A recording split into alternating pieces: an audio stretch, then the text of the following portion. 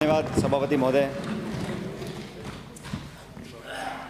पिछले लगभग 9 घंटों की इस चर्चा में लगभग 60 माननीय सदस्यों ने भाग लिया। मांग संख्या 28, 21 और 19 पर मैं समझता हूँ बहुत अच्छी चर्चा हुई। मैं अपना भाषण शुरू करूँ इससे पहले सभापति धन्यवाद देता हूं आपके सुझावों के लिए। आप लोगों ने जो बातें बोली, कुछ तीखा टिप्पणी भी हुई, कुछ खट्टी कुछ मीठी, लेकिन मुझे लगा कि आज दिन भर की चर्चा बहुत समय में राजस्थान के लिए, इन विभागों के लिए, जनता के लिए हम लोग अच्छे सुझाव देकर नई नीति निर्माण कर और लोगों को सुविधा प्राप्त करा सकते हैं। सभापति महोदय, ग्रामीण विकास एक ऐसा मंत्रालय है जो कृषि प्रधान हमारा देश है और कृषि प्रधान हमारा राज्य है। इस मंत्रालय के माध्यम से अधिकांश जनता के जीवन को हम छू सकते हैं और मेरा अनुभव रहा पिछले साल सवा साल में कि अगर सरकार के नुमाइंदे, इस विभाग से जुड़े हुए लोग सच्ची निष्ठा और मेहनत से लोगों के जीवन को सुधारने का काम करेंगे तो कोई कमी नहीं है प्रोग्राम्स की, बजट की, पॉलिसीज़ की, योजनाओं की, और राजस्थान के लोगों को एक बेहतर जीवन देने का काम हम लोग इस मंत्रालय के माध्यम से कर सकते हैं। सभापति महोदय, ग्रामीण विकास के बारे में बहुत से साथियों ने अपने सुझाव दिए हैं, लेकिन सिर्फ चंद मिनटों में मैं बताना चाहता हूं कि इस मंत्रालय के माध्यम से हम किन किन स्कीम्स को लेकर जनता के बीच जा रहे हैं। सबसे बड़ी, सबसे महत्वपूर्ण योजना हमारी महात्मा गांधी नरेगा की है, प्रधानमंत्री आवास योजना की है, 14वें वित्त आयोग की है, राज्य वित्त आयोग की है, स्वच्छ भारत मिशन की है, राजीविका की है, MP लैड, MLA लैड, डांग बोर्ड, मगरा बोर्ड और मेवात बोर्ड की जो योजना हैं। इसके साथ साथ हमारे मंत्रालय में एक बायोफ्यूल का प्राधिकरण भी है जिस पर मैं कुछ समय के बाद बोलूँगा। नरेगा के बारे में माननीय सदस्यों ने अपनी राय रखी और कई माननीय विधायकों ने अच्छे सुझाव भी दिए। मैं समझता हूं कि नरेगा, ये कहना अतिशयोक्ति होगा कि इस योजना में कहीं कोई कमी है, नहीं है, या इस योजना में हम सुधार नहीं कर सकते हैं, लेकिन मैं समझता हूं कि सदन मोटे रूप में इस बात से सहमत रहेगा कि नरेगा के आविष्कार के बाद गरीबी में जूझ रहे लोगों के, उन परिवारों को अतिरिक्त आर्थिक सहायता मिलने का एक रास्ता खुला है। पहले जब काम दिया करते थे, ड्राउट में काम होते थे, सूखे में काम दिए जाते थे, तो काफ़ी कुछ काम मन मर्जी से दिए जाते थे। जो कलेक्टर है, MLA है, MP है, उसका मन किया तो उस क्षेत्र में काम चालू किया, नहीं किया, किसी को पैसा दिया, नहीं किया, वो मनमानी करने का जो डिस्क्रेशन था, मैं समझता हूँ उस कानून के लागू होने के बाद वो ख़त्म हो गया और प्रत्येक परिवार के एक व्यक्ति को 100 दिन के रोजगार का जो संविधान में संशोधन कर हम लोग लेकर आए। मैं समझता हूं कि आधुनिक भारत में इससे बड़ा कायाकल्प करने वाला कोई कानून बना नहीं है। सभापति महोदय, जब नई सरकार हमारी बनी, इस मंत्रालय में जब काम करने का मुझे मौका मिला, तो सबसे पहला काम मैंने ये किया देखने का कि नरेगा में अब तक क्या हुआ है और क्या हम कर सकते हैं। क्योंकि जैसा कि आप जानते हैं, मंत्रालय वही है, वही अधिकारी हैं, वही कर्मचारी हैं, वही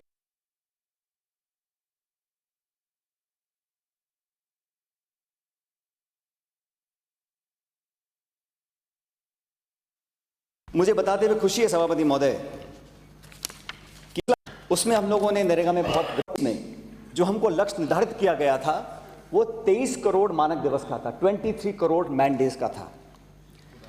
हमने भारत सरकार को लिखा कि अब सरकार बदल गई है, अब काम करने वाले लोग आ गए हैं, इसलिए इसको बढ़ाकर 23 की जगह 30 करोड़ कर दीजिए। भारत सरकार में लोगों ने आश्चर्य किया कि आप इतनी कम अवधि में 23 करोड़ का टारगेट बढ़ाकर 30 करोड़ कैसे कर सकते हैं। मुझे सदन को बताते हुए खुशी है कि हमारा टारगेट जो 30 करोड़ मानक दिवस का था, आज की तारीख में हम 30 करोड़ 3 लाख कंप्लीट कर चुके हैं और अब हमने इसको संशोधित कर 33 करोड़ 34 लाख तक का हमने लक्ष्य बना दिया है, जो कि पिछले 10 साल में सबसे ज़्यादा सर्वाधिक वर्तमान में राजस्थान में अब तक पिछले 10 दिनों में सबसे ज़्यादा है। इसी प्रकार सभापति महोदय 2017-18 में 100 दिन पूरे करने वाले जो लोग थे उनकी संख्या थी 2,28,000 लोग जिन्होंने 100 दिन का काम पूरा किया था। मुझे बताते हुए खुशी है कि सरकार बदलने के बाद जो लोग 100 दिन का काम पूरा कर चुके हैं उनकी संख्या 5,88,000 पहुंच चुकी है। मैं ये आंकड़े इसलिए बता रहा हूं क्योंकि अगर इच्छा शक्ति हो, सरकार बनने के बाद हम लोगों ने काम मांगो अभियान चालू किया। काम मांगो अभियान मूलतः लोगों में जागरूकता पैदा करने का है और हम सब साथी जो विधानसभा में हैं, सांसद हैं, प्रधान हैं, प्रमुख हैं, उन सबको हमने प्रेरित किया कि आप लोगों को आवेदन करें, ये काम मांगे, अधिकार है आपका। सभापति महोदय, ये डिमांड बेस्ड है। जितनी ज़्यादा डिमांड होगी उतना हम सरकारों को उसका भुगतान करना पड़ेगा। इसलिए मैं समझता हूं कि जब देश भर में आज आर्थिक मंदी है और कुछ लोग दिल्ली में सोचते हैं कि कॉर्पोरेट टैक्स माफ़ करने से या लोगों को, बड़े बड़े उद्योगपतियों को कुछ राहत देने से अर्थव्यवस्था में कुछ इंक्रीमेंट आएगा। मैं ऐसा मानता हूं, प्रगतिशील देश है, इस देश में अधिकांश लोग गांव देहात में रहते हैं। अगर सच में हमें आर्थिक चुनौती का सामना करना है तो जो सबसे गरीब तबका है उसकी जेब में पैसा डालेंगे तो गरीब इंसान क्या करेगा? अपने बच्चों के लिए, अपने घर परिवार के लिए। अगर कोई खरबपति व्यक्ति है उसको हम 10 करोड़ फालतू देंगे, वो 10 करोड़ कहाँ निवेश करेगा? लंदन में करेगा, टोक्यो में करेगा, हमें मालूम नहीं है। लेकिन गरीब तो उस पैसे से वो क्या खरीदेगा? स्कूल के कपड़े, चप्पल, तेल, साबुन, घर में फल फूल सब्जी लेकर आएगा। उससे अर्थव्यवस्था को एक मोमेंटम मिलता है। तो हम मानते हैं कि ग्रामीण क्षेत्र में रहने वाले लोगों को अतिरिक्त आय उनकी जेब में को कंजम्पशन में इस्तेमाल करेगा और हमारी अर्थव्यवस्था को बहुत लाभ मिल सकता है। मैं सदन को बताना चाहता हूं कि नरेगा में 9,75,000 काम हमने टेकअप किए थे, जिसमें से 8,31,000 काम सिर्फ व्यक्तिगत लाभ के लिए किए हैं। हमने जब रूल्स में चेंज किया था तो नरेगा में ये कहा गया कि जो लोग अपनी ज़मीन में काम करते हैं उनको भी नरेगा का फ़ायदा मिलना चाहिए। मुझे बताते हुए खुशी है और ये कट मोशन हमारी माननीय सदस्य किरण महेश्वरी जी ने दिया था कि व्यक्तिगत लाभ लोगों को मिले। मुझे बताते हुए खुशी है कि नरेगा में 83% काम जो हो रहा है, 83% व्यक्तिगत लाभ लोग अपने खेत में काम कर रहा है, मेडबंदी कर रहा है, वो पैसा उठा रहा है ताकि उस गरीब आदमी को अपनी ज़मीन पे काम करने का पैसा मिलेगा। मैं समझता हूँ ये बहुत अच्छी बात है। 260 काम है नरेगा में जो अलग अलग श्रेणी में हम लोग करा सकते हैं। ये प्रावधान बना गया था कि कृषि संबंधित काम कम से कम 60% कृषि संबंधित काम होने चाहिए। राजस्थान में 67% काम जो हो रहा है वो कृषि से संबंधित नरेगा में काम हो रहा है। मजदूरी भुगतान, सभापति महोदय, 2017-18 में 137 करोड़ का किया था। इस वित्तीय वर्ष में लगभग 7,000 करोड़ का हम प्रावधान कर रहे हैं जो पिछले 10 सालों में सर्वाधिक है। 17 फरवरी 2020 तक सभापति महोदय सभी श्रमिकों का लेबर पेमेंट हम कर चुके हैं, 17 फरवरी 2020 तक। लेकिन मुझे सदन को सूचित करना है कि अनेक विधायकों ने, साथियों ने इस बात को बोला कि मटेरियल पेमेंट नहीं हो रहा है। कानून में, नरेगा एक्ट में जो मटेरियल पेमेंट है वो भारत सरकार के माध्यम से होता है। और मुझे खेद है इस बात का सभापति महोदय कि 19 जुलाई 2019 से कोई भी मटेरियल पेमेंट भारत सरकार ने नहीं किया है। अनेकों बार मैं लिख चुका हूं मंत्री महोदय को, भारत सरकार को हमने कहा है, और 1,177 करोड़ जो मटेरियल कंपोनेंट है वो अभी बकाया है। मैं उम्मीद करता हूं कि हम सदन के सभी पक्ष के लोग मिलकर कोशिश करें कि जल्दी वो पैसा हम लोगों को मिले ताकि भुगतान को हम प्रारंभ कर सकें। नरेगा में आज हिंदुस्तान भर में राजस्थान नंबर 1 स्थान प्राप्त किए हुए हैं और उत्तर प्रदेश जो हमसे 3 गुना संख्या बल है, 21 करोड़ लोग रहते हैं उत्तर प्रदेश में, वो भी हम लोगों से कम है। वहाँ 30 करोड़ से कम मानक दिवस उत्पन्न कर पाए हैं, हम लोग 30 करोड़ से ज़्यादा उत्पन्न कर पाए हैं। हमको भारत सरकार ने 4 राष्ट्रीय पुरस्कार दिए हैं। कोटा जिले को प्रथम स्थान दिया है ग्राम पंचायत स्तर पर जियो टैगिंग करने के लिए। डूंगरपुर जिले की ग्राम पंचायत सरारा को पुरस्कार मिला है और सर्वोत्तम क्रियान्वयन के लिए जैसलमेर जिले की ग्राम पंचायत हरनाव को पुरस्कार दिया गया है और अदूरपुर ढांचा निर्माण के लिए भीलवाड़ा जिले की प्रजा समिति आसीन के ग्राम मोतीपुर को राष्ट्रीय पुरस्कार मिला है। मैं इसके लिए बधाई देता हूं सभी लोगों को जिन्होंने मेहनत कर काम किया है। सभापति महोदय, प्रधानमंत्री आवास योजना, इसके बारे में भी कई मान्य सदस्यों ने सवाल भी पूछे, राय भी दी है, लेकिन मैं बहुत जल्दी से आपको आंकड़े बताना चाहता हूं। 2018-19 तक अब तक 6,87,000 आवास निर्माण का लक्ष्य निर्धारित था। 6,87,000 आवास, अब तक 6,62,000 आवास पूरे कर चुके हैं, जो लगभग 94% है। मैं सदन को सूचित करना चाहता हूं कि प्रधानमंत्री ग्रामीण आवास योजना के अंदर 3 किस्त मिलती थी। पहली किस्त 30,000 रुपये की थी, दूसरी किस्त 60,000 की थी और तीसरी किस्त 30,000 रुपये की थी।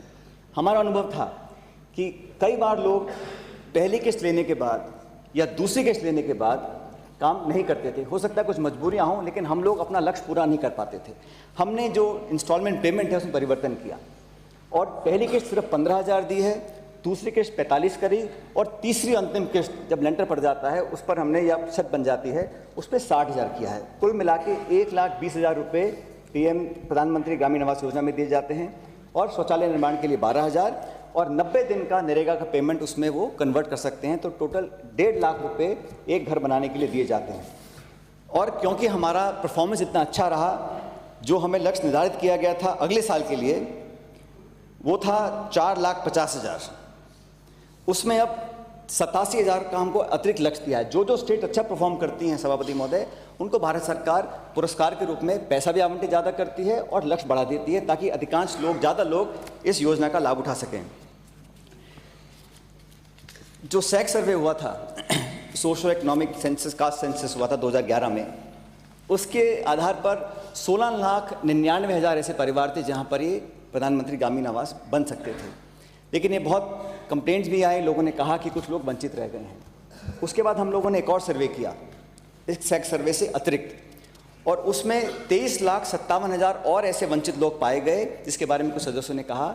हमने एक और सूची बनाई है, सैक सर्वे से अतिरिक्त 23,57,000 लोग हमने ऐसे चिन्हित किए हैं जिनको हम चाहते हैं कि उनके मकान बन सकें, क्योंकि हमारा संकल्प है सभापति महोदय कि कोई भी व्यक्ति बिना घर के ना हो, उसको मकान में रहने का एक प्रावधान हो। ये संविधान में तो नहीं लिखा है, लेकिन एक इच्छा शक्ति हम लोगों की है कि कोई बेघर ना हो। इस दिशा में हम लोग काम कर रहे हैं।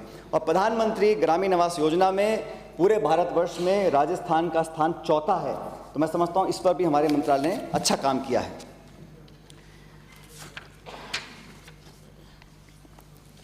विकास योजनाओं को लेकर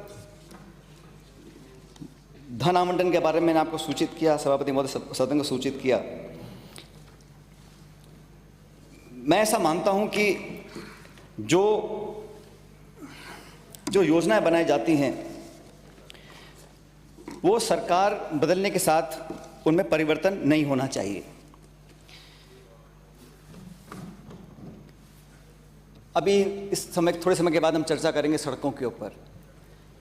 तो आपकी सरकार आई, आपने सड़कें घोषित कर दी, काम पूरा नहीं हो सका। हमारी सरकार नई सड़कों को घोषित कर दें, फिर कोई और सरकार आए, कुछ और हो। मैं ऐसा मानता हूं कि हम लोगों को राजस्थान की भलाई के लिए काम करना है, उसके लिए चुनकर हम लोग आए हैं। हमारी सोच अलग हो सकती है, विचारधारा अलग हो सकती है, लेकिन इस प्रकार की जो परिपाटी है वो एक स्वस्थ परंपरा मैं नहीं मानता हूं। और मैं चाहता हूं हम सब मिलकर, इस सदन का एक एक सदस्य मिलकर एक नई शुरुआत करें। अगर हम आपके काम कैंसिल करते रहें, आप हमारे काम कैंसिल करते रहो, तो जनता पिसती है इसके अंदर। इसलिए मैं, जैसा एक माननीय सदस्य बोल रहे थे, हम लोगों ने किसी भी योजना, किसी भी जो जनता की भलाई के लिए योजना थी, उसको बदलने का या खारिज करने का काम नहीं किया है। मैं उसमें डिबेट में नहीं जाना चाहता सभापति महोदय कि किसने नाम बदला, किसने नहीं बदला। मुझसे पहले हमारे इस पक्ष के लोगों ने बहुत सारे उदाहरण दे दिए, तो मैं समझता हूँ उस पर जाना उचित नहीं होगा। लेकिन हम लोगों ने एक दूरदृष्टि रखी है और हमने कहा कि जैसे शहरों के अंदर मास्टर प्लान बनता है, तो गाँवों का भी मास्टर प्लान बनना बहुत ज़रूरी है। और मैं आप सभी को बताना चाहता हूँ कि हम लोगों ने अगले 30 साल के लिए एक विलेज मास्टर प्लान की योजना बनाई है। और वो योजना इसलिए बनाई है क्योंकि अधिकांश जगहों पर आज अतिक्रमण हो रहे हैं, जो सरकार की ज़मीन है उसको लोग दुरुपयोग कर रहे हैं।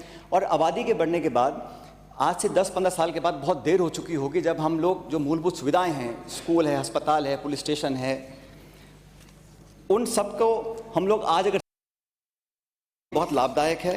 और जितने भी ग्राम सभाएं हैं उनको हमने कहा कि आप अपना योजना बनाइए और ग्राम पंचायत उसका अनुमोदन करने के बाद ग्राम सभा से अनुमोदन कराएगी और फिर अगले 30 साल तक एक रोड मैप तैयार रहेगा कि कहाँ पर हमको ज़मीन का इस्तेमाल कैसे करना है। और ये बहुत ज़रूरी है क्योंकि सड़क निर्माण हो, यूटिलिटी निर्माण हो, अगर हम लोग उसको सेट अपार्ट नहीं करेंगे, मैं सोच रहा हूँ अगले कुछ समय में हम लोग ज़मीन को सेट अपार्ट कर दें ताकि वो उस पर्टिकुलर यूज़ के लिए वो ज़मीन हमेशा अवेलेबल हम लोगों को रहे। ग्रामीण विकास मंत्रालय के माध्यम से सभापति महोदय हमने स्वयंसेवी संस्थाओं को मजबूत करने का काम हम लोग कर रहे हैं। और मुझे बताते हुए खुशी है कि आज राजस्थान में 1,66,530 ऐसे सेल्फ हेल्प ग्रुप्स हैं जो विलेज ऑर्गेनाइजेशंस हैं, गाँव के स्तर पर काम कर रहे हैं। और क्लस्टर लेवल फेडरेशन हम लोगों के यहाँ 417 हैं। लगभग 19,07,000 ग्रामीण परिवार ऐसे हैं आसान शर्तों पर ऋण मिले, अधिकांश जिसमें महिलाएं काम करती हैं।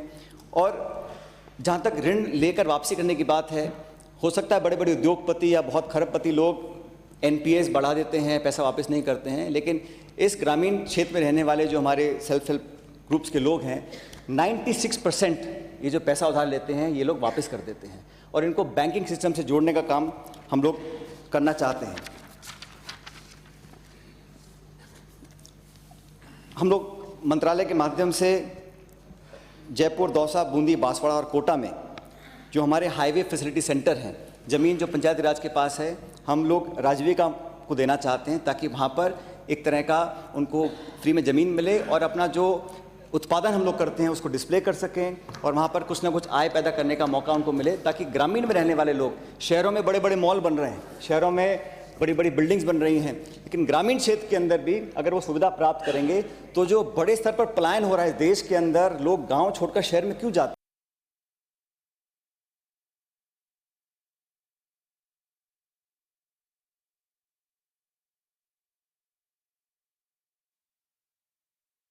सेमी अर्बन या ग्रामीण क्षेत्र में देंगे तो शहरों में उसमें भी हम कमी ला सकते हैं। सभापति महोदय, 1 ब्लॉक 1 प्रोडक्ट हम लोग चिन्हित कर रहे हैं, हर ब्लॉक में वहाँ क्या उत्पादन अच्छा हो सकता है। हस्तकला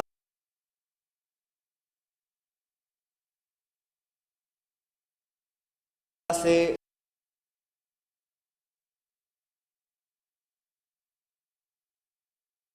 गुणवत्ता अगर हो,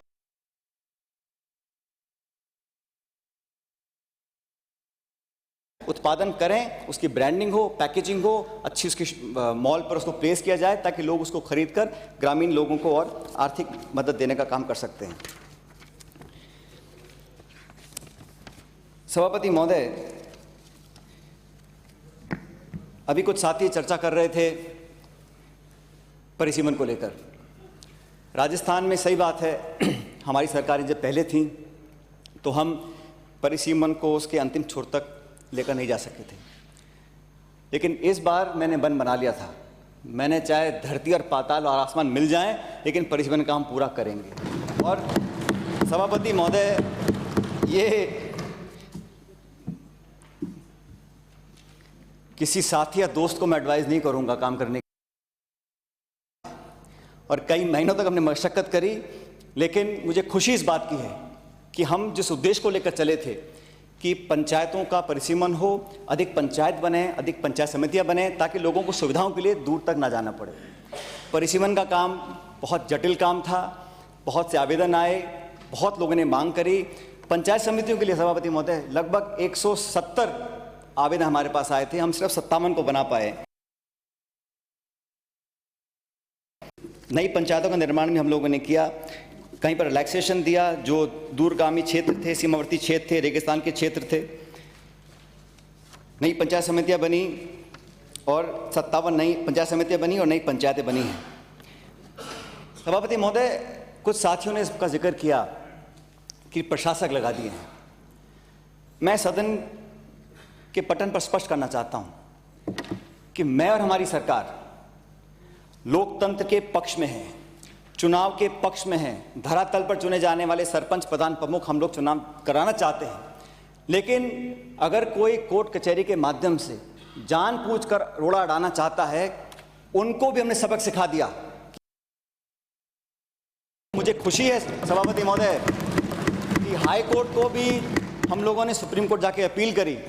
हमने कहा लोकतंत्र की जड़ें हैं, चुनाव कराने का काम हमारा नहीं है, चुनाव कराने का काम माननीय चुनाव आयोग करता है। लेकिन परिसीमन करने के बाद, पूरे कानून को फॉलो करने के बाद जो हमने रूपरेखा तैयार करी, उसको हमने हाई कोर्ट में रखा। हमारी बात पूरी तरह मानी नहीं गई, हम सुप्रीम कोर्ट गए और मुझे बताते हुए सदन को खुशी है कि सुप्रीम कोर्ट ने आदेशित किया है कि अप्रैल के महीने में सभी चुनाव कराए जाएंगे, पंचायत समिति के भी, जिला परिषद के भी। हमारी सरकार की नीयत हमेशा से साफ थी, लेकिन क्योंकि न्यायपालिका में मामला अड़ गया, उसका निराकरण करने के लिए हमें सुप्रीम कोर्ट जाना पड़ा। लेकिन मुझे खुशी है, मैं धन्यवाद देना चाहता हूं आपके माध्यम से माननीय सुप्रीम कोर्ट का कि उन्होंने हमारी बात को सुना और हमें चुनाव करने के लिए निर्वाचन आयोग को निर्देशित किया गया है। स्वच्छ भारत मिशन, प्रधानमंत्री ग्रामीण आवास योजना, गाँव में लोगों को शिक्षित करने का काम, मूलभूत सुविधा देने का काम, एसेट क्रिएशन का काम, नरेगा का काम, ये सब मिलकर हम लोग कर रहे हैं। और जहाँ तक ग्रामीण क्षेत्र में विकास करने की बात है या सड़कों का निर्माण करने की बात है, एक माननीय सदस्य ने बोला तिजोरी की चाबी की बहुत बात कर रहे थे।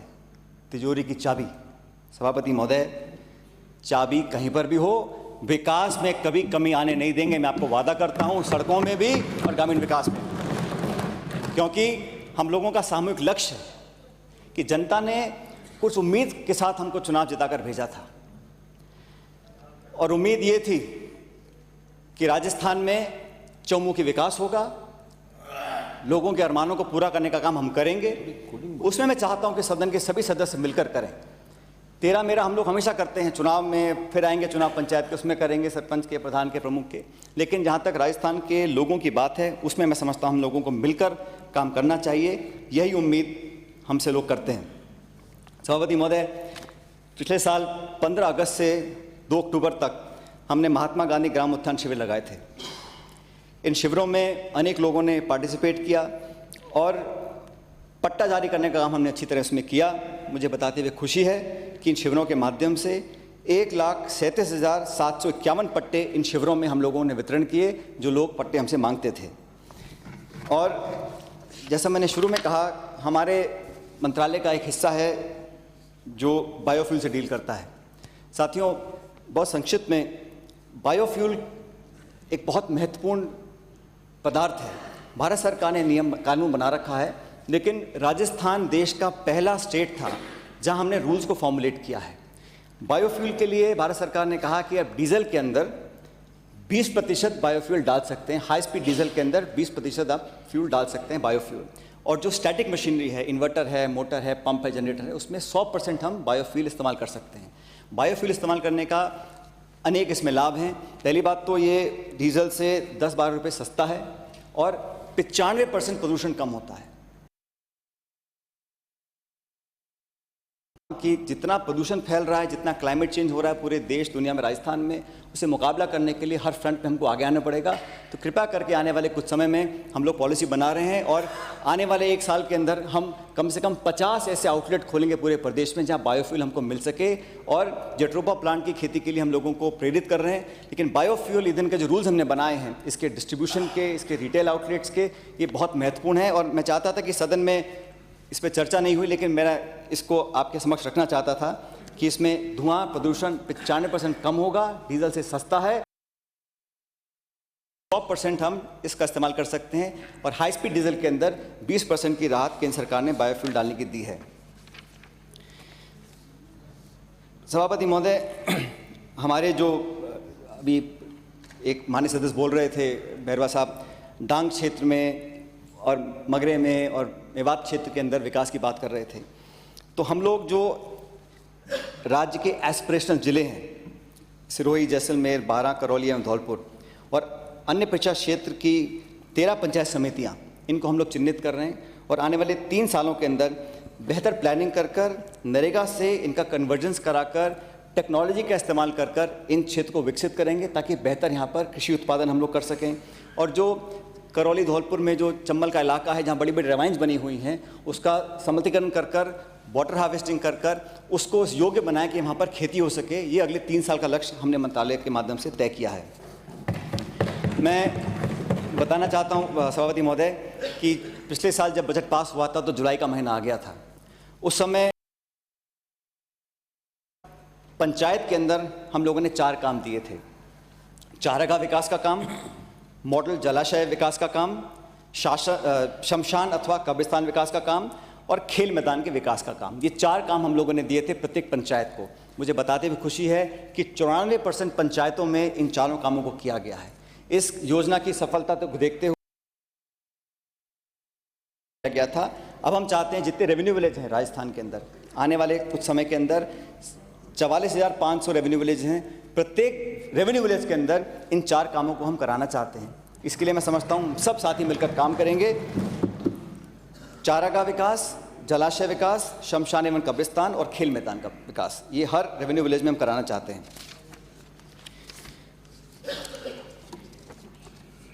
इस योजना को हम लोगों ने नाम दिया है 1 ग्राम 4 काम।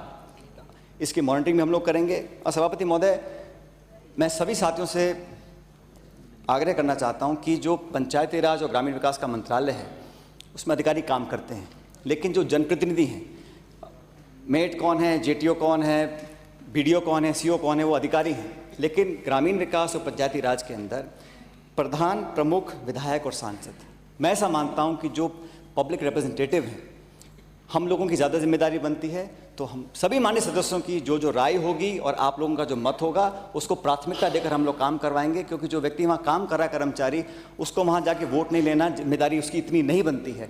इसलिए हम लोग चाहते हैं जो पॉलिटिकल लीडरशिप है उसको ताकत दें। सभी विधायक, सांसद, प्रमुख, प्रधान, मैं समझता हूँ अगर इंटरेस्ट लेंगे तो हम मंत्रालय के माध्यम से उनको तवज्जो भी देंगे, उनको ताकत भी देंगे, ताकि अधिकारी और प्रशासन के जो लोग हैं उस पर आपका दबाव रहे और विकास के लिए आप लोग उनको दिशा निर्देश दे सकें।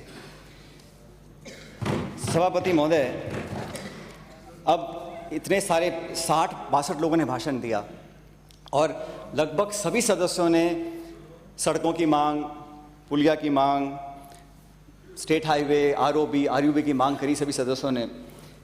संभव नहीं है कि मैं सभी सदस्यों की अलग अलग चर्चा कर सकूं, लेकिन पीडब्ल्यूडी जो मंत्रालय है उसके माध्यम से राजस्थान में 1,62,000 किलोमीटर सड़कें हैं। इन 1,62,000 किलोमीटर सड़कों को रखरखाव भी इसका करना है, विस्तार भी इनको करके हमको आगे लेकर जाना है। हमारे कुछ माननीय सदस्यों ने बात रखी और मैं तो सबसे पहले कहना चाहता हूं कि सम्माननीय हमारे सदस्य हेमाराम चौधरी जी, सभापति महोदय, आप के माध्यम से इनको कहना चाहता हूं कि हेमाराम जी को ना तो हम लेने देंगे वीआरएस और ना वीआरपी। ये दोनों मांग इनकी हम खारिज कर रहे हैं, ना वीआरपी ना वीआरएस। और इन्होंने जो 2 ओडीआर की बात आपने करी है हेमाराम चौधरी साहब, इसको हम एग्जामिन कर कर आगे कराने का काम करेंगे। लेकिन पीडब्ल्यूडी ने, और मैं जो पढ़ के सुना रहा हूँ सभापति महोदय, मैं उम्मीद करता हूँ कि इसको सब संयम से सुनेंगे। मैं इसमें कटाक्ष करने की कोशिश नहीं कर रहा हूँ या आरोप किसी को नहीं दे रहा हूँ।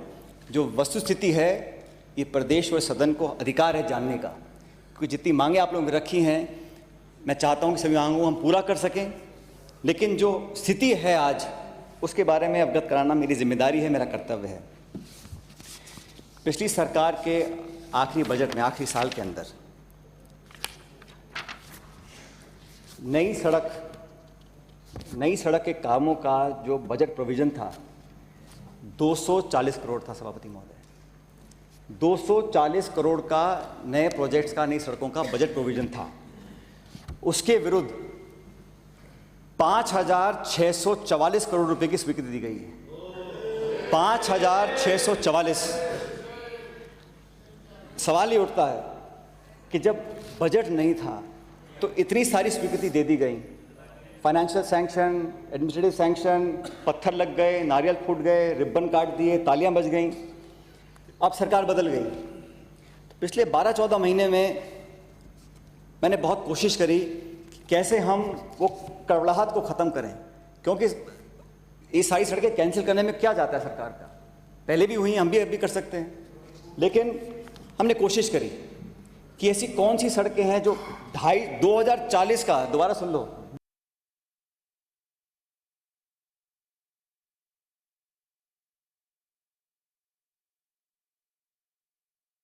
दुविधा ये है कि प्राथमिकता कौन बनने है, तो उस पर हम लोग अध्ययन कर रहे हैं। लेकिन मेरा ये मानस है सभापति महोदय कि काम कैंसिल ना करें, लेकिन जो काम आधे से ज़्यादा हो चुके हैं उनको प्राथमिकता दें, जो काम शुरू अभी हुए हैं उसको सेकंड प्रायोरिटी ले लें, जो काम नहीं शुरू हो पाए हैं उसको एक और कैटेगरी में डाल दें। और ये मैं बड़ा पारदर्शिता से आपको बता रहा हूँ, क्योंकि इसके अलावा कुछ चारा हम लोगों के पास नहीं है, क्योंकि जो नए सदस्य चुनकर आए हैं इनकी भी मांगे हैं, इनके क्षेत्र के लोग भी उम्मीद करते हैं, तो कहीं ना कहीं हमको संतुलन बनाना पड़ेगा। सभापति महोदय, इस राजस्थान में पहली बार 2011 की जनगणना के अनुसार हम लोगों ने मानक तय किए और प्रथम चरण में 5 सड़क सुविधा पहुंचाने के लिए 1140 किलोमीटर लंबाई की डामर सड़कों का निर्माण करने का निर्णय लिया। इस पे 403 करोड़ रुपए व्यय होगा। विकास पथ के बारे में कई सदस्यों ने बोला। वर्तमान में जो ग्रामीण कॉन्स्टिट्यूंसीज हैं वो 183 विधानसभा क्षेत्र हैं, जहां पर 174 किलोमीटर की लंबाई का काम चालू किया है, जिस पर 144 करोड़ रुपए खर्च होंगे। हमारे माननीय सदस्य जगदीश चंद्र जी बोल रहे थे रोड सेफ्टी के बारे में, सड़क सुरक्षा। देश में प्रतिदिन कितनी मौतें होती हैं इसका अंदाज़ा हम लगा सकते हैं, लेकिन मुझे दुख इस बात का है कि जितनी फैटेलिटीज़ को कम करने के लिए होना चाहिए हम लोग कर नहीं पाते हैं। लेकिन एक छोटी शुरुआत हम लोगों ने करी है कि दुर्घटना कम करने के लिए अब हमने 5 किलोमीटर से अधिक जो नई सड़कों का कार्य होगा उसका डिज़ाइन के समय ही हम लोग सुरक्षा ऑडिट करवा रहे हैं। जब परिकल्पना हो तभी हम उसका सिक्योरिटी ऑडिट करा दें, ताकि आने वाले समय में हम लोगों को उसका लाभ मिल सके। स्पीड ब्रेकर का निर्माण, जंक्शन सुधार, आवश्यक चेतावनी सूचना बोर्ड, पुलों की मरम्मत और सुरक्षा संबंधी विभिन्न कार्यों को हम करा रहे हैं। हम लोगों ने सभापति महोदय ब्लैक स्पॉट चिन्हित किए हैं। राज्य में 1855 ऐसे ब्लैक स्पॉट्स हैं जो हमने चिन्हित किए, उनमें से 1530 को हम लोगों ने ठीक कर दिया है। मैं उम्मीद करता हूं कि आने वाले समय में बाकी ब्लैक स्पॉट्स को भी हम लोग ठीक कर सकेंगे। सभापति महोदय, इस बार आज ओले पड़े, इस साल बारिश बहुत अच्छी पड़ी। इस अच्छी बारिश का हमको फ़ायदा भी होता है लेकिन नुकसान भी होता है, क्योंकि सड़कों में टूट फूट ज़्यादा हो जाती है। और मैं इस बात को स्वीकार करता हूं कि इस बार बारिश में काफ़ी सड़कों को दुर्घटनाग्रस्त हुई, उनको ठीक हमें करना पड़ेगा। 52,277 किलोमीटर की 177 किलोमीटर की सड़कें मरम्मत के योग थी। इस पर हम लोगों ने काम किया है। 26 जिलों की 6,127 सड़कों का हमने आपदा राहत से पैसा लिया है, 166 करोड़, और 100 करोड़ रुपए अतिरिक्त दिए हैं। अधिकांश जगहों पर काम हो गया, जहां पर काम नहीं हो सका है उसको हम लोग टेकअप करने जा रहे हैं। सभापति महोदय, बलिंगा जी ने बाईपास की बात करी, उसको हम आने वाले अगले वित्त वर्ष में टेकअप करेंगे, कैसे उसको करा सकते हैं। और बलवंत पूनिया साहब ने कहा कि जो आपका आरओबी आपने कहा उस पर बहुत बोर्ड लगा हुआ है और उस पर हम काम नहीं करा सकते। मुझे बताते हुए खुशी है कि जो उसमें रुकावट हुई थी उसका निराकरण कर लिया गया है और अगले 1 महीने के अंदर अंदर वो पूरा आरओबी पूरी सुचारू रूप से काम करेगा। मैं इस बात का आपको आश्वासन।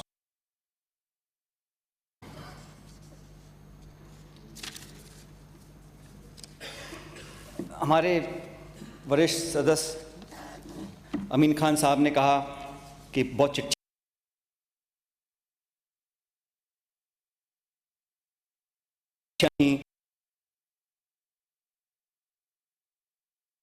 चाहता हूं हमने 3 सड़कों को मंजूर किया है, डिटेल मेरे पास हैं। उनमें से 2 PMGSY की हैं और बाकी जो आपने कहा था उसको हमने टेकअप किया है। नरेंद्र नागर जी ने सुझाव दिया था ग्रामीण मंत्रालय के फोकस करते हुए। सभापति महोदय, हम लोग काम करते हैं उसमें 260 काम हम लोग कर सकते हैं। आपने कहा कि उसमें सामुदायिक भवन बना सकते हैं, बनाने का प्रावधान होना चाहिए। इसके लिए मैं केंद्र सरकार से हम लोग बात करेंगे। ये एक अच्छा सुझाव है, लेकिन सामुदायिक भवन बनाने में कुछ दिक्कतें आती हैं, लेकिन मूलतः मुझे लगता है सुझाव योग्य है। इस पर हम लोग इसको आगे ले जाने का काम करेंगे। कृष्णापुरिया जी ने अपने क्षेत्र में RUB की बात करी है। RUB और ROB के बारे में मैं सदन को बताना चाहता हूँ कि कुल ROB 58 हैं, उसमें से 28 ROB रेलवे ओवरब्रिज पर काम चल रहा है। नवीन जो प्रस्तावित हैं वो 28 हैं, तो 28 पर काम चल रहा है और 28 नए ROB का प्रस्ताव हम लोगों ने बनाया हुआ है। RUB जो पूर्व में स्वीकृत हैं वो हैं 32, जिनमें से 28 पर काम चल रहा है और हमने ऐसे 26 और RUB चिन्हित किए हैं जिन पर हम बहुत जल्द काम चालू कराने वाले हैं।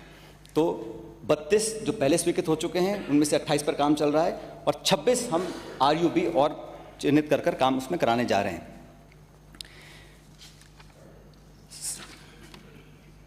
सड़कों को लेकर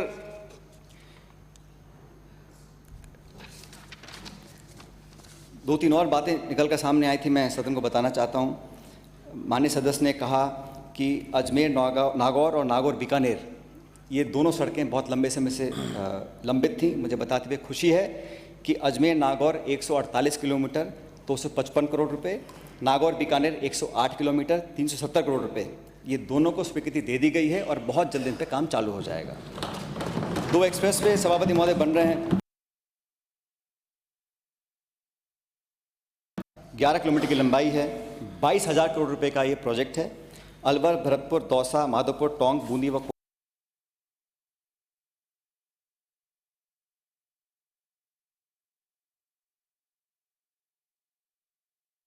जोधपुर, बाड़मेर एवं जालौर जिले से गुजरेगा।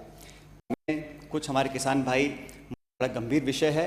मैं सदन को आश्वस्त करता हूं कि जितना प्रदेश सरकार से सहयोग होगा हम लोग करेंगे और केंद्र सरकार से बात कर जितना हमारे किसान भाइयों को अतिरिक्त हम दिलवा सकते हैं, हमारी तरफ से कोई कमी नहीं आएगी। रूल्स, प्रावधान, कानून के तहत जितना भी हम वकालत कर सकते हैं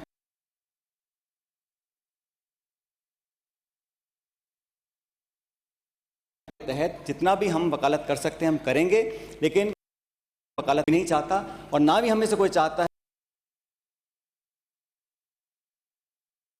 है कि किसान की एक पूंजी होती है जमीन, उसको अगर हम ले लेते हैं उसके पास जीवन, उसके बच्चे पोतों को और कुछ काम करने को मिलेगा नहीं। इसलिए इस दृष्टिकोण से भी सहानुभूति पूर्वक जितना भी हमसे बन पड़ सकेगा और जो किसान धरने पर बैठे हैं उनकी मदद करने के लिए भारत सरकार से बात करेंगे। एक और सड़क निकल रही सभापति महोदय, जो किशनगढ़ से गुजरात बॉर्डर जाती है, भीलवाड़ा, चित्तौड़, उदयपुर और डूंगरपुर, ये 6 लेन पर इस पर काम चल रहा है। आप सभी को मालूम है कि हिंदुस्तान में पहली 6 लेन रोड जो बनी थी वो राजस्थान में बनी थी, जयपुर से किशनगढ़, और भौगोलिक दृष्टि से राजस्थान देश का सबसे बड़ा राज्य है। तो यहाँ पर सड़कों का जाल जो बना है ये मैं समझता हूँ बहुत अच्छा है, लेकिन और विस्तार करने की ज़रूरत है। और जो कॉस्ट ऑफ डिलीवरी है, डिलीवरी की जो कॉस्ट है सड़कों की, वो बहुत अधिक हो जाती है, क्योंकि हमारा पश्चिमी राजस्थान का इलाका बहुत बड़ा है और इसीलिए हम लोगों ने हर सोर्स को टैप करने का काम किया है। सभापति महोदय, एशियन डेवलपमेंट बैंक से हम लोगों ने $190 मिलियन का समझौता किया है 6 कामों के लिए, 474 किलोमीटर की सड़क बनाने के लिए। इसी प्रकार हमने वर्ल्ड बैंक से $250 मिलियन का समझौता किया है, 3 काम लिए हैं उसमें 330 किलोमीटर के लिए। प्रधानमंत्री ग्रामीण सड़क योजना, इसमें हमारी सरकार ने और प्रदेश ने अच्छा काम किया। इसीलिए जैसा मैंने पहले कहा, केंद्र सरकार ने हमको अतिरिक्त सड़कें आवंटित करी हैं और इस योजना के जो 3rd फेज है PMGSY का, उसके अंतर्गत मार्च 2025 तक राज्य की 8,663 किलोमीटर सड़कों का हम लोगों ने उत्तान करने के लिए 4,245 करोड़ का अनुमान लगाया है मुझे बताते हुए खुशी है कि इस प्रथम चरण में 2198 किलोमीटर लंबाई सड़क के लिए 1140 करोड़ रुपए भारत सरकार द्वारा स्वीकृत कर दिए गए हैं।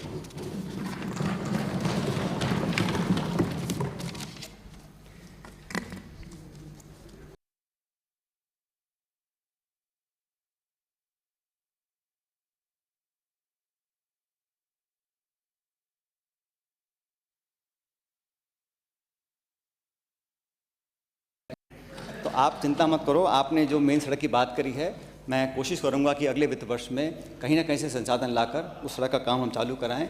लेकिन वो हमारा किशनगढ़ है, वो सिर्फ आपका नहीं है, मेरा भी है। हमारी नई समाज से मैं सांसद रह चुका हूं, इसलिए मेरा फ़र्ज़ ज़्यादा बनता है काम करने का। लेकिन सड़कों की दृष्टि से ये बात सच है कि संसाधन कम थे, लेकिन मैं फिर कहना चाहता हूं कि बिना राजनीतिक द्वेषता की भावना रखते हुए जो माननीय सदस्य आज सुबह से 9 घंटे मेरे पास इतना पोथा आ गया सड़कों की, आप सबकी डिमांड्स का, मैं चाहता हूं कि हम लोग संतुलित तरीके से, लगना नहीं चाहिए कि प्रदेश में कड़वाहट है,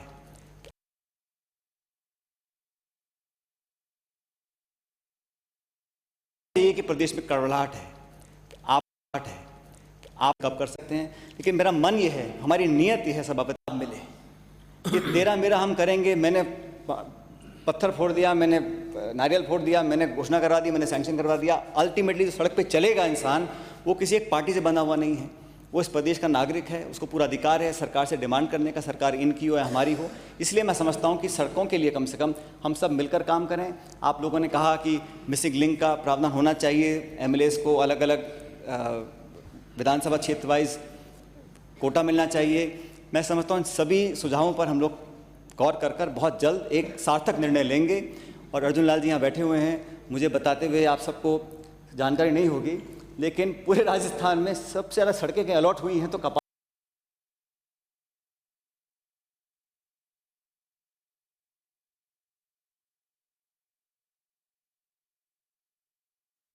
राजस्थान भर में सड़कों का जाल अच्छा है के लिए आते हैं। हर व्यक्ति हमको बोलता है, लेकिन अच्छी होने का मतलब ये नहीं है कि हम लोग इस पर संतुष्ट हो जाएं। हम चाहते हैं इसको और करें, जहाँ 4 लेन है वहाँ 6 लेन करें। कोई गांव ढाणी ऐसा नहीं रहना चाहिए अगले 4-5 सालों में जहां हम सड़क नहीं पहुंचा सकें। अमेरिका के राष्ट्रपति जॉन एफ केनेडी ने कहा,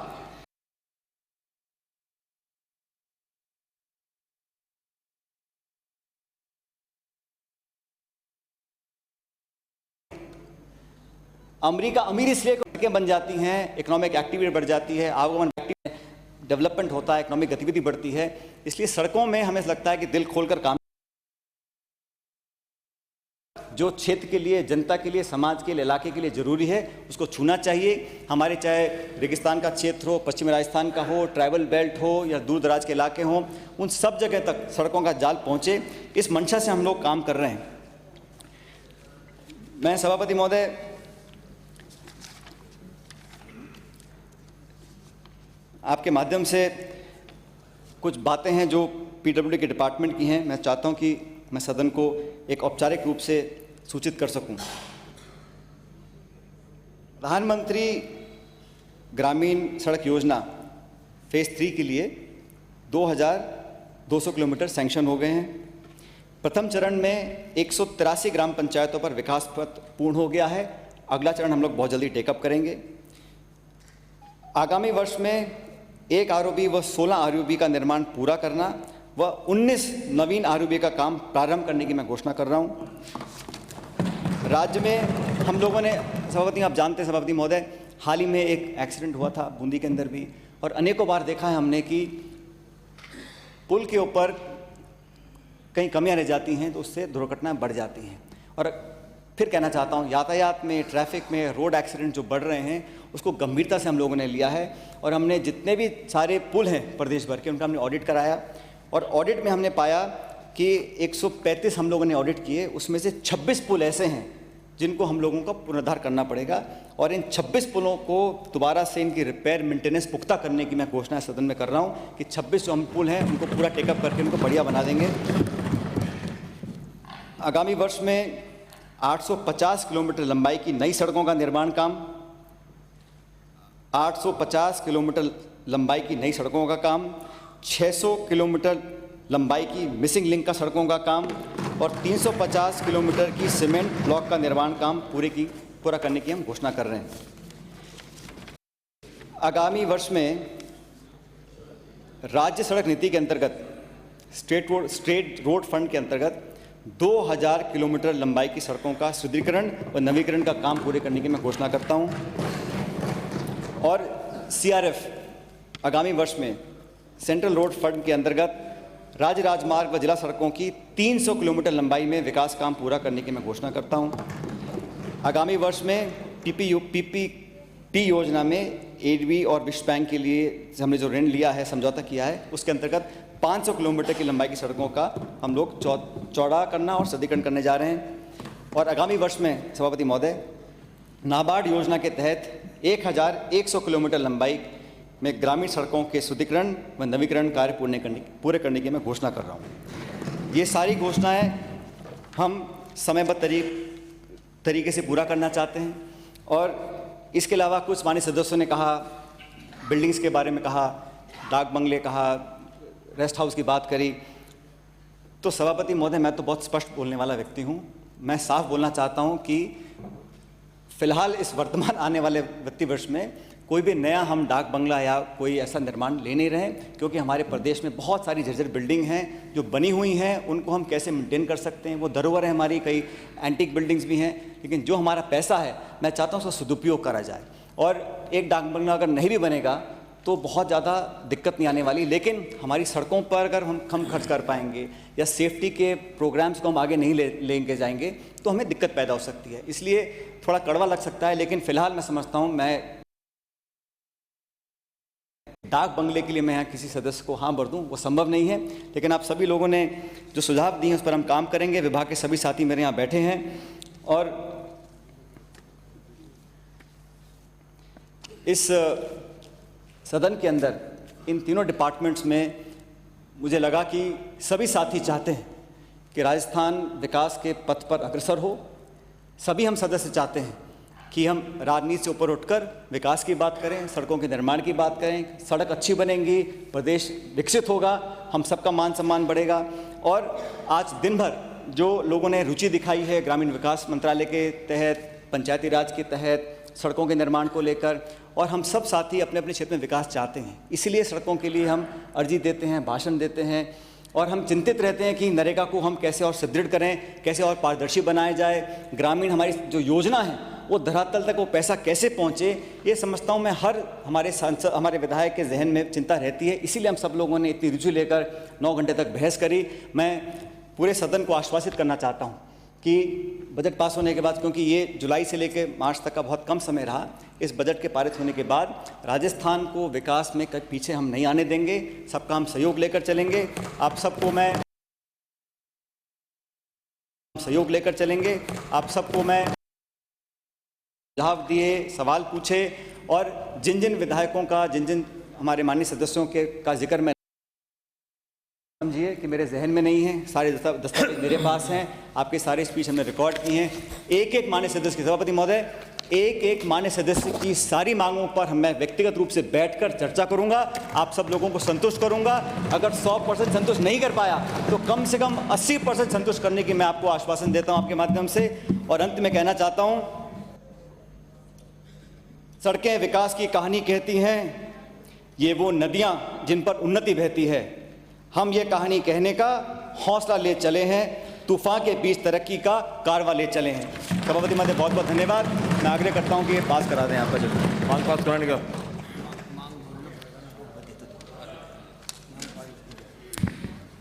सभापति महोदय मैं निवेदन करता हूं, मांग संख्या 19 लोक निर्माण कार्य, मांग संख्या 21 सड़कें एवं पुल एवं मांग संख्या 28 ग्रामीण विकास के विशेष